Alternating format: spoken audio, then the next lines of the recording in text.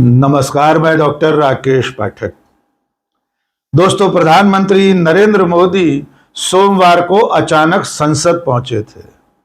लोकसभा में उन्होंने ईरान के खिलाफ चल रही अमेरिका और इजराइल की जंग को लेकर अपना वक्तव्य दिया। करीब करीब 24 मिनट 14 सेकंड के अपने भाषण में प्रधानमंत्री नरेंद्र मोदी ने देश के लोगों को जो कुछ कहा और बताया है, उसका लुब्बो-लुबाब ये है, आपको जो उचित लगे वो करो।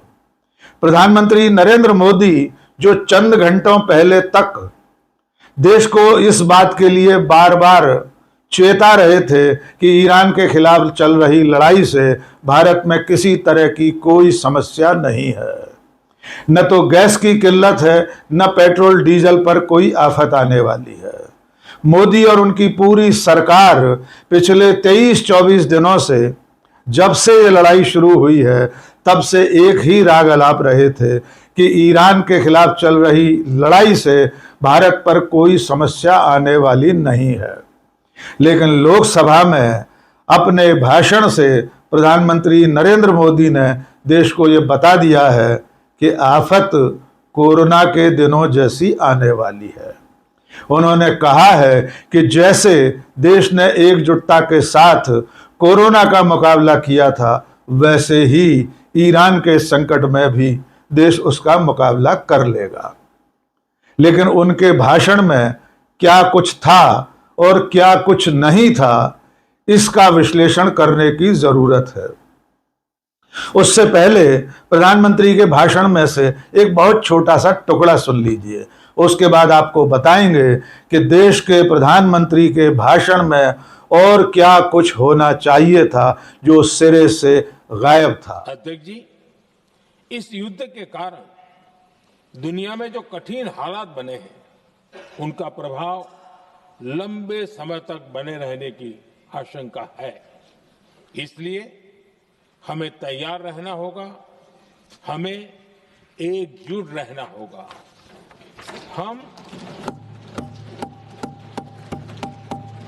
हम कोरोना के समय भी एकजुटता से ऐसी चुनौतियों का सामना कर चुके हैं। अब हमें फिर से उसी तरह तैयार रहने की आवश्यकता है।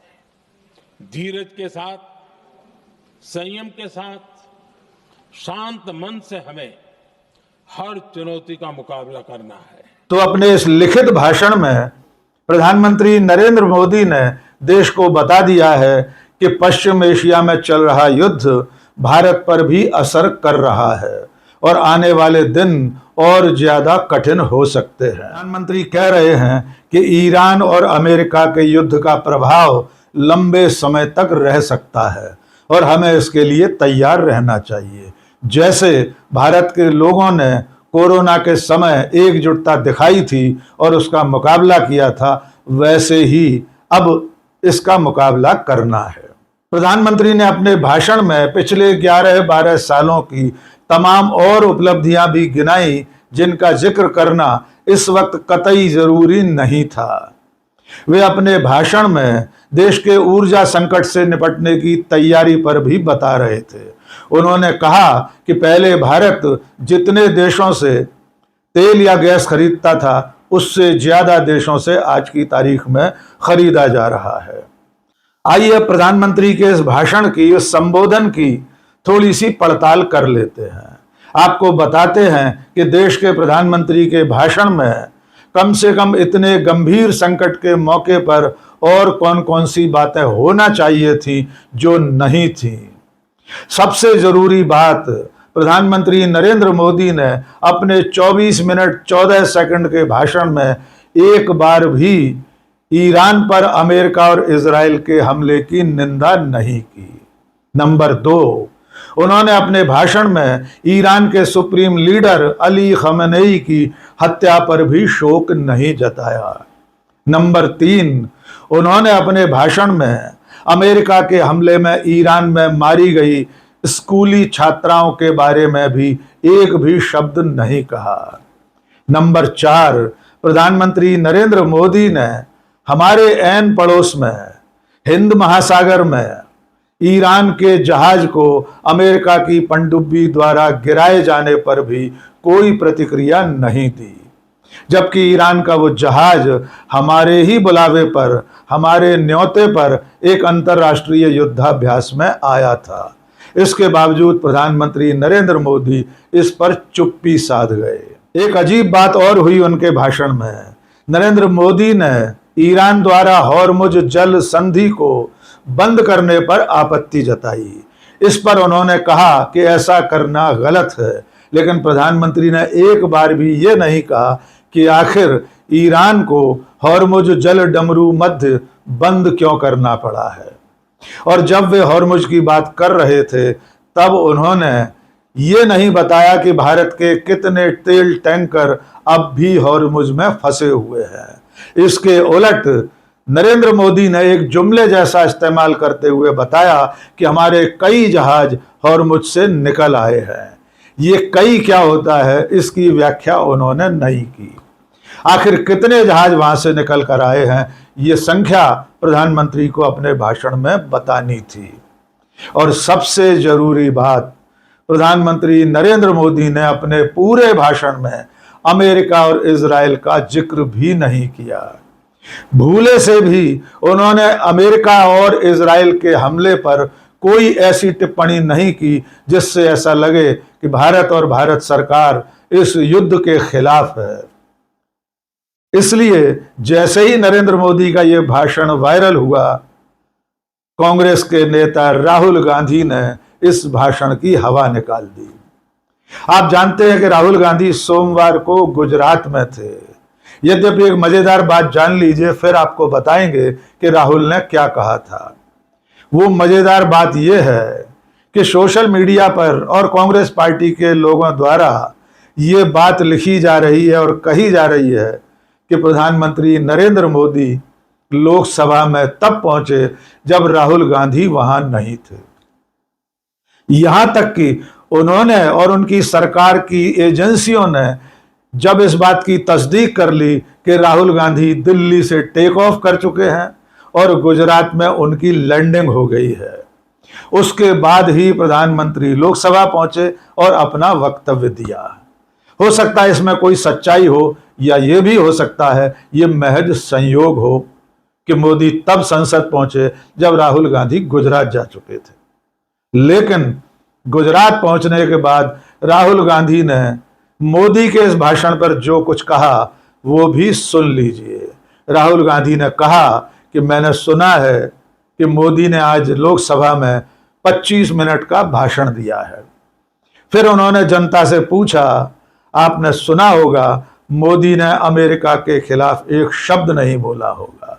राहुल ने कहा, मोदी अमेरिका को लेकर चू नहीं बोल सकते। आइए सुनिए राहुल गांधी ने क्या कहा। नरेंद्र मोदी जी ट्रंप के सामने चू तक नहीं कर सकता है। बता रहा हूं आपको, मैं सच बोलता हूं। ट्रंप कहता है कि हिंदुस्तान और पाकिस्तान का युद्ध उसने रुकवाया। आप देखो क्या अपमान, हमारी सेना का अपमान कर रहा है। कहता है हिंदुस्तान के जहाज गिरे, 7 जहाज गिरे, मैंने युद्ध रुकवाया। मोदी जी के मुंह से चू तक आवाज नहीं निकली। एक बार नहीं बोला, 50 बार बोला उसने, बोलता रहता है। हमारा प्रधानमंत्री एक शब्द नहीं बोल पाता। क्यों? कंट्रोलर हाथ में उसके है।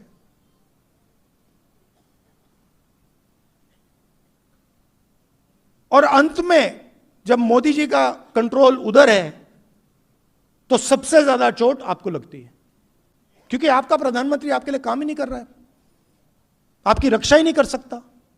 तो राहुल गांधी ने एक तरह से प्रधानमंत्री नरेंद्र मोदी के इस भाषण को पूरी तरह पंक्चर कर दिया। उन्होंने बता दिया कि नरेंद्र मोदी अमेरिका और डोनाल्ड ट्रंप का नाम नहीं ले सकते, क्योंकि वे एप्स्टीन फाइल्स और अडानी के केस के चलते अमेरिका से दबे हुए हैं। कांग्रेस के राष्ट्रीय अध्यक्ष मल्लिकार्जुन खड़गे ने भी प्रधानमंत्री के इस भाषण को देश को डराने वाला बताया है। उन्होंने कहा है कि प्रधानमंत्री नरेंद्र मोदी खुद डरे हुए हैं और देश को डरा रहे हैं। प्रधानमंत्री के भाषण पर कांग्रेस की राष्ट्रीय प्रवक्ता सुप्रिया श्रीनेत ने भी बयान जारी किया है। सुप्रिया ने कहा है कि मोदी को सुनने के बाद इतना तो स्पष्ट हो गया है कि संकट बहुत गहरा है, क्योंकि आज का भाषण मोदी ने एक एक शब्द पढ़कर दिया है और एक बार भी न तो छाती ठोकी है और न पंडित जवाहरलाल नेहरू का नाम लिया है। सुप्रिया ने कहा कि नरेंद्र मोदी ने अपने इस भाषण से हाथ खड़े कर दिए हैं और देश को उसके हाल पर छोड़ दिया है। अब बस ताली थाली बजवाना ही बाकी है। आइए सुनिए सुप्रिया ने क्या कहा। 24 मिनट 14 सेकंड का प्रधानमंत्री नरेंद्र मोदी का लोकसभा में दिया हुआ वक्तव्य जो वेस्ट एशिया क्राइसिस पे दिया जाना था, वो असल में खोदा पहाड़ और निकली चूहिया निकला। स्थिति गंभीर है, इसका अंदाजा तो इसी बात से लगाया जा सकता है कि आज मोदी जी ने एक एक शब्द पढ़कर बोला। कोई सीना नहीं ठोका, नेहरू जी को याद नहीं किया, बल्कि विपक्ष से एकजुटता की बार बार अपील करी। प्रधानमंत्री को आज कोरोना काल याद आया, मतलब चुनौती और संकट गंभीर है और अभी टला नहीं है।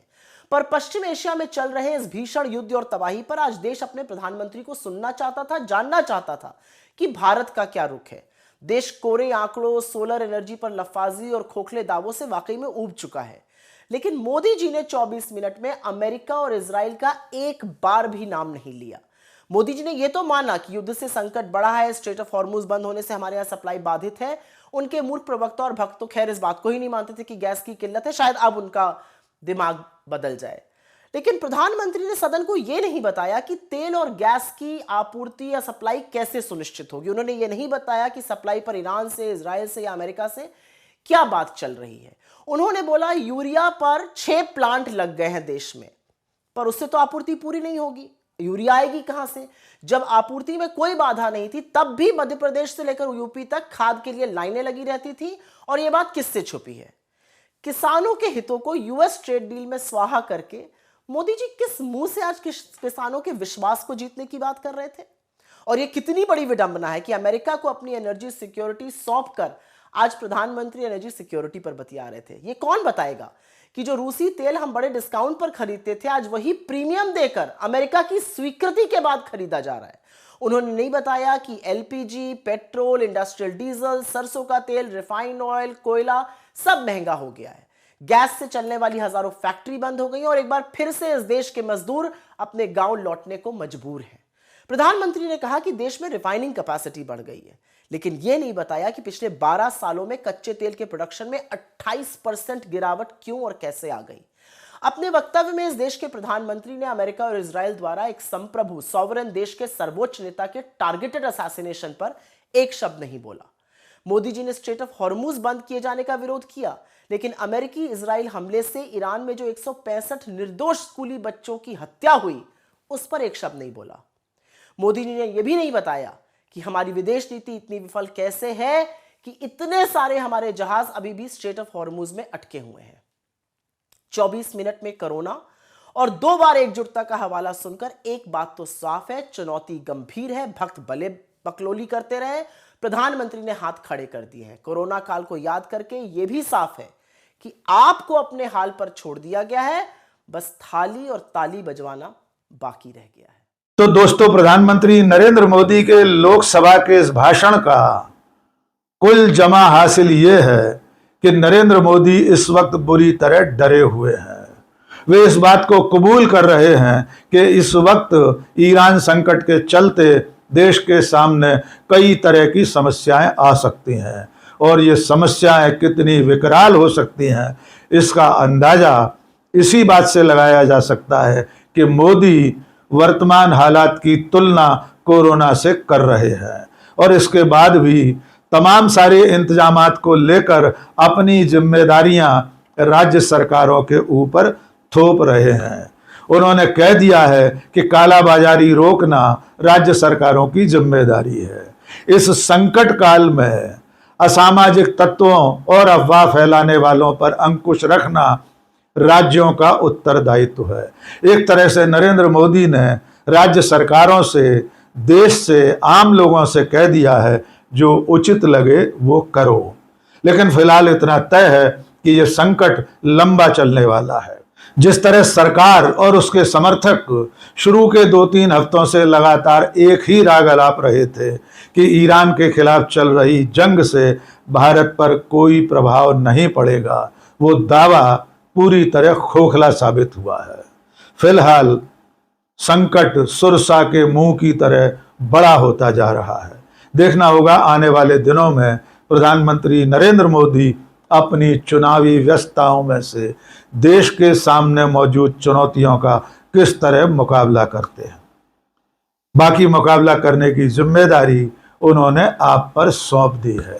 तो तैयार हो जाइए, कमर की पेटी कस लीजिए, देश के सामने विकराल समस्या आने वाली है। ये समस्या, ये संकट घरेलू गैस, कमर्शियल गैस से लेकर पेट्रोल, डीजल और खाद के संकट तक हो सकती है, जिसका अंतिम नतीजा होगा भयावह महंगाई। तो उसके लिए खुद को तैयार कर लीजिए। आज के इस वीडियो में बस इतना ही। बहुत बहुत शुक्रिया। जय हिंद।